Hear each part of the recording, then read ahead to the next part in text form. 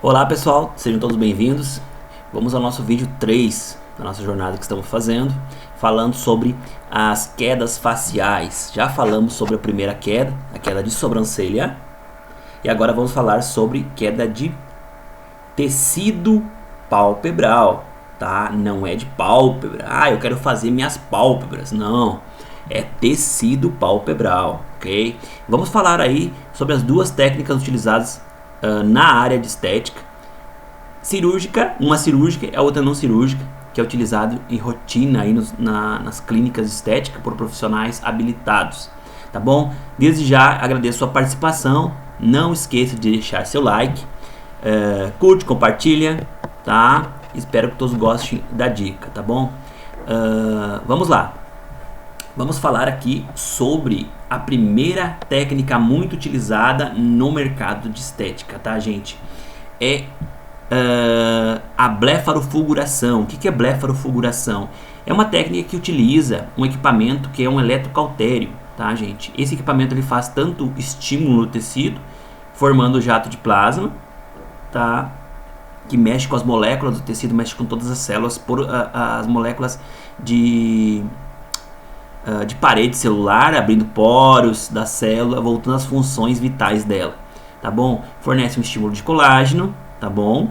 E também faz uma contração do tecido, se preciso, utilizando o eletrocautério. O eletrocautério é uma queimadura elétrica controlada, tá? Ele é com uma ponteira que joga um jato de queimadura elétrica no tecido, forma uma corrente elétrica, que faz uma queimadura elétrica controlada, que vai estar fazendo uma contração do tecido. A gente sabe que toda queimadura na pele, ela forma uma retração do tecido nessa região. Então, baseado nesse mecanismo, desenvolveram esse equipamento, tá bom, gente? Então, aqui temos aqui um vídeo do Jet Plasma, que é o equipamento, tá, gente? Para mostrar para vocês a funcionalidade dele, mais ou menos como ele funciona, tá, gente?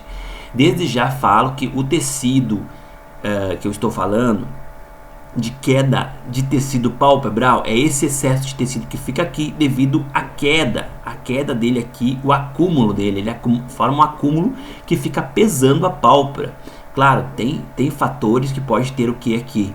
Gordura, tanto infraorbital quanto supraorbital, tá, gente? Aí é outro tratamento, tá bom, gente?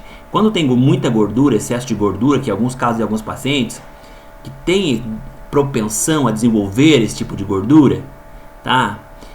O tratamento é outro, tá? No caso aqui, vamos estar falando de tratamento de tecido. Tecido que, quando eu pinço a pele, tá bom? Nesta região eu tenho tecido, tá bom? Só que vocês têm que fazer uma avaliação correta, tá, gente? Então, erga a sobrancelha do paciente, se ele tá com uma queda de sobrancelha, tá? Você paciente também, você pode erguer sua sobrancelha, colocar na sua borda ocular, porque você pode estar com uma queda de sobrancelha, que nem a gente falou no vídeo anterior, no vídeo 2, né? E após isso que você vai verificar, fechar o olho e verificar se o tecido vai formar uma pápula, tá, gente? Você pinçou e soltou e ficou aquela pápula por determinado período, um segundo, tá? Isso quer dizer que você tem critério de cirurgia palpebral ou blefaroplastia, ou tratamento com eletrocautério jato de plasma. Esse é o não cirúrgico, tá? Então, procedimentos mais simples, né? A gente sempre está falando aqui de começar a tratar do mais simples para o mais agressivo, tá? Sabe que o mais simples tem chance de dar menos intercorrências, menos problemas e complicações graves, né? De ter uma paralisia facial, alguma coisa. É muito remota a possibilidade, tá? Com procedimentos mais simples, que são os minimamente invasivos, tá? Então, claro, cabe da opção de cada paciente, cada paciente também, ele também ele tem direito a fazer a escolha do tratamento, ou seja, a sua autonomia, né? Pelo código de ética, a gente preza pela autonomia do paciente. A gente dá os critérios, faz a sugestão mais adequada para o tratamento, visando o benefício do paciente, né? Para não complicar a saúde dele também, né? Não ter uma complicação com o procedimento, diminuir a chance de ter complicação com o procedimento, né? E tentar dar os benefícios que ele deseja, tá bom? Então vamos falar aqui sobre o eletrocautério. Vou mostrar aqui para vocês, vou rodar um pouquinho aqui, tá, gente?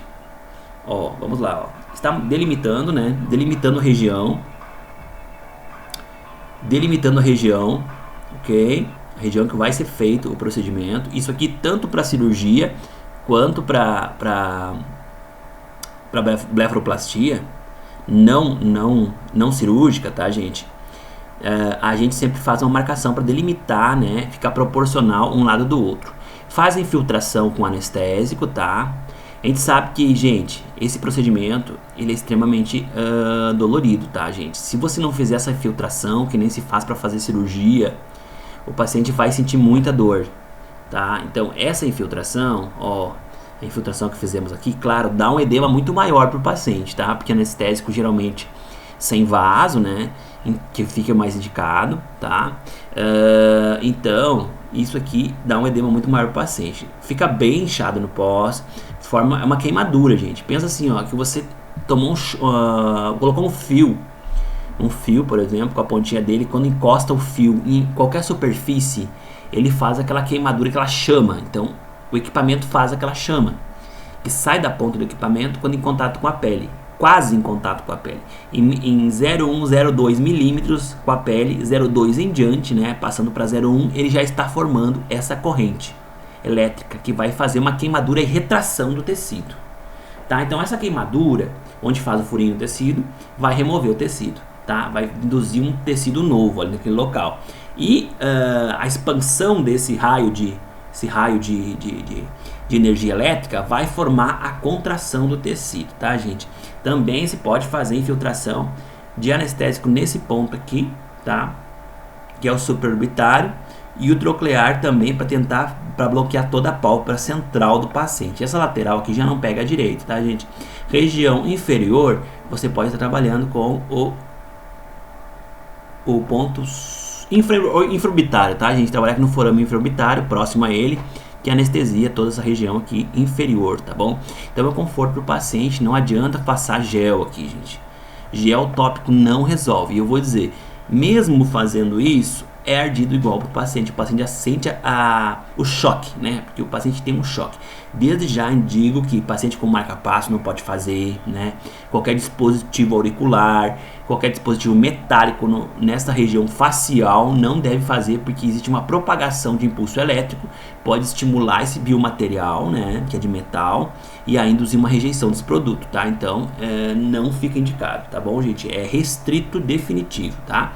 Vamos lá. Vamos lá rodar o vídeo para vocês verem como é que funciona, tá? Pode-se fazer, alguns profissionais fazem essa queimadura em varredura, tá, gente? Já ajuda um pouco, mas vou dizer para vocês o que dá mais resultado. Isso que está fazendo, você consegue ver, ó, a retração, o tecido está todo se contraindo, você está conseguindo enxergar isso? Essa contração é o lifting que está fazendo na pálpebra, tá? Tá fazendo uma retração dessa região palpebral e tornando igual, vai torcer um tecido novo aqui, um tecido mais jovial aqui e mais firme nessa região, tá? Então isso aqui promove uma diminuição do tecido palpebral, tá? Olha só, tá vendo? Tá? Existem vários dispositivos no mercado, tá? Esse dispositivo que estão falando aqui é um dispositivo com ponteira de ouro, tá? Que é o Jet Plasma. Mas tem outros dispositivos que são super 100% dispositivos profissionais, tá, gente? Profissionais, não são dispositivozinhos, aquelas canetinhas que você compra no Mercado Livre, tá, gente? Então assim, ó, não fica indicado aquelas canetinhas do Mercado Livre. Tem que ser dispositivo profissional para você conseguir chegar nesse resultado que está aparecendo aqui, entende? Pode ser o New Skin, pode ser o Renew Skin, são dois equipamentos anvisados aqui no Brasil, tá, gente? Certo? Ó, parte inferior, ok? Que só para mostrar para vocês como funciona a parte de blefaro não cirúrgica ou blefarofulguração. Primeiro tratamento escolha para excesso de pálpebra, tá? Desde já falo de novo, não confunda. Excesso de pálpebra é uma coisa, tá? Excesso de pálpebra é uma coisa, tá bom, gente? Ó, aqui, ó. Excesso de pálpebra é uma coisa, tá? Excesso de tecido suprapalpebral outra é uma coisa. Queda de sobrancelha é outra. Excesso de gordura temporal é outra. Superciliar é outra, tá, gente? Excesso de gordura palpebral é outro tratamento. Estamos falando aqui somente em excesso de tecido, que dá uma fibrose, uma flacidez nessa região e forma esse excesso de tecido. Então, tratamento, escolha, tá? Procedimento minimamente invasivo. Claro, o tratamento mais eficiente, tá, gente, que é feito numa etapa só, às vezes em segunda etapa, precisa abrir de novo para fazer uma segunda cirurgia, é a blefaroplastia, realizada pelo cirurgião plástico, tá, gente? É extremamente efetivo. Sempre os procedimentos cirúrgicos para determinadas disfunções, eles são mais efetivos, né? Como eu falei aqui da cirurgia de têmpora, tá, gente? Procedimento cirúrgico de têmpora ou lifting de sobrancelha.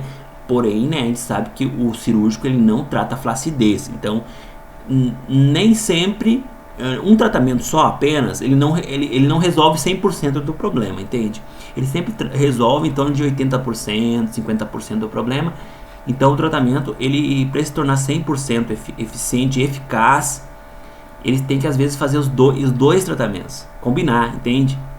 Certo? Então, por exemplo, aqui, vamos lá, a blefarocirúrgica, tá, gente? Tirei aqui algumas fotos dos artigos para mostrar para vocês como funciona, tá? Então a blefarocirúrgica faz aquela marcação, conforme feita lá que eu estava mostrando para vocês. É feita a sutura, né? Sutura, hoje em dia tem técnicas diferenciadas, que não são feitos pontos isolados, ou seja, é feito um ponto único, e depois só corta e tira, só puxa o fio sai inteiro. Isso é técnica de cirurgia plástica, tá bom, de sutura. Então, isso é muito bacana. Então, as blefarocirúrgicas hoje em dia são muito boas, tá? Dependendo do profissional, que dá um bom resultado, tá, gente? Só que o que acontece? Chega muitos pacientes, às vezes, que ele fez uma blefaroplastia, tá, gente? E o que acontece? Não foi removido a gordura, né? Pô, vai fazer uma cirurgia para abrir, né, a pálpebra do paciente, faz já a remoção da gordura. Se tem excesso de gordura, tem bolsa palpebral, já remove a gordura e já faz a blefaro, entende? Ah, tem gordura na região temporal, aqui na região superciliar lateral.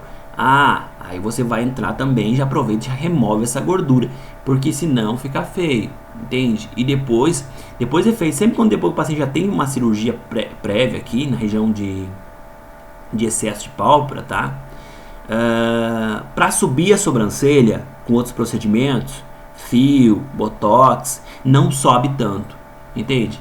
Que é uma coisa, tá, a sobrancelha tá assim, ó, e eu tirar a pálpebra, você praticamente tem profissionais cirurgiões que já vi a cirurgia, que ele praticamente juntou o tecido supraorbital com a pálpebra, entendeu? Tirou demais. Então, se tirou demais, você vai puxar aqui, vai erguer a pálpebra do paciente junto, a pálpebra vai junto, entende?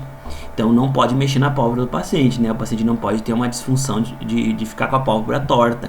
Então é muito importante ter esses critérios de cirurgia, tá? O paciente também saber isso aqui, entender um pouquinho, de ele saber se avaliar, né? E conseguir entender que, por exemplo, esse olhar aqui que você vê, ó, tá?